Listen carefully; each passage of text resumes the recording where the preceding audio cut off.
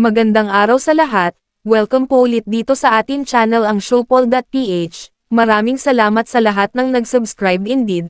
Punta tayo sa atin viral SOCMED for today, April 21, 2026.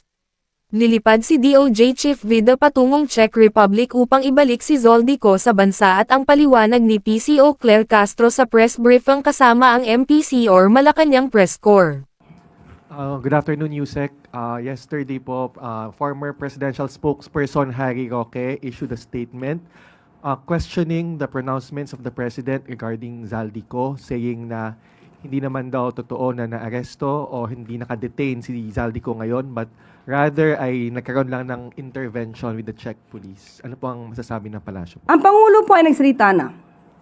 Si Secretary Vida ay nagsalita na rin. So bakit po ba natin paniniwalaan ang isang fake news peddler? Ma'am, follow-up lang po. May confirmation po ba tayo na may red notice ang Interpol kay Zaldico? Mas mabibigyan po yan ng katugunan ni SOJ Vida. Thank you, ma'am. Sunod na tanong mula kay Maricel Alili, TV5.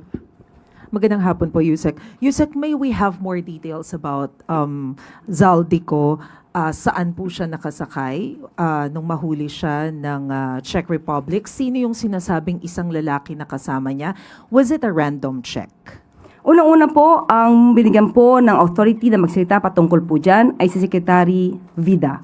So lahat po ng patungkol sa issues ni Zaldico ay mas mabuti po nating itanong mismo kay Secretary Vida. But with all the disinformation circulating right now, may we know how come wala pa pong inilalabas na photos and videos of Zaldico? Kasi mayroon pong ibang country na involved. So maingat po ang gobyerno sa pagbibigay ng anumang anunsyo. Hayaan na lamang po natin na magtrabaho ang ating gobyerno at muli si Secretary Vida po ang maaaring sumagot sa iba pang mga katanungan. Last na lang, Yusek. Pero as we speak, ano po yung status ni Zaldico? Considered ba siya na arrested? Nakadetain po ba siya? Nasaan po siya ngayon? Ulitin ko lamang po, hindi po ako ang authority para magsalita patungkol po sa estado ni Zaldico. Mas mainam po na maitanong po ito kay Secretary Vida. Ngayon, narito tayo para magbigay ng pahayag, no? Kung ano sa nangyari. Unang-una, di ba, nais kong pahulaan. May ibang nagsasabi pa rin na wala raw sa kustodiya ng Czech Republic ang accused na si former Congressman Zaldico. Okay, with this press briefing, I do confirm that it's not a belief. It's a factual setting na doon sa kustodiya ng Czech authorities si Congressman Zaldico. Okay? Pangalawa gusto kong pa. Nagsimula na ang proseso natin, no? ng gobyerno ng Pilipinas para siya ipapabalik. Ito'y nagsimula na last year pa. No? Yung lumabas yung mga arrest warrant niya sa kanyang mga kaso na nakasalang sa Sandigan Bayan. No? As early as November 24, yung ating PCTC, no? Yung ating Philippine Center for Transnational Crime. Dito dumadaan kasi yung mga iba't ibang proseso, no?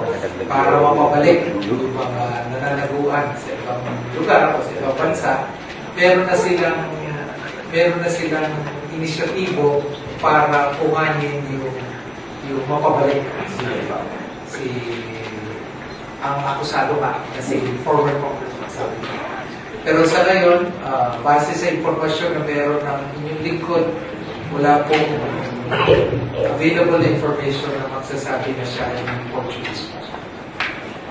Hi Sir, kanina sa Mangke po from TV5. Sir, sinabi po ninyo yung deportation, yung pinakamabilis na option na para mapabalik ng bansa si Zaldico. Ano po ba yung usual process? Pag sinabi po bang deportation is ibabalik siya sa country of origin or ibabalik siya dun sa last location na pinanggalingan niya? Para lang po malinaw.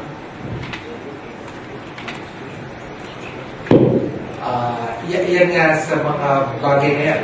Kasi may sariling batas at internal na proseso ang Czech Republic na yan ang ginagalang natin. So, kaya ayaw na, hindi natin pwede pamunahan ang desisyon ng Czech Republic sa natin. Yung tempo at pamamaraan at kung paano gagawin, ginagalang natin ang kanilang proseso. Panoorin ang buong video sa YouTube channel ng RTV Malacanang at ABS-CBN News. E-click ang mga link sa description box. At yan ang ating latest SOCMED viral update for today. I-like at share ang video at huwag kalimutan mag-subscribe. I-click ang notification bell for more SOCMED viral updates at suportahan po ang ating Facebook page. Maraming salamat sa lahat ng nag-subscribe indeed. Magandang buhay sa lahat. Shukran.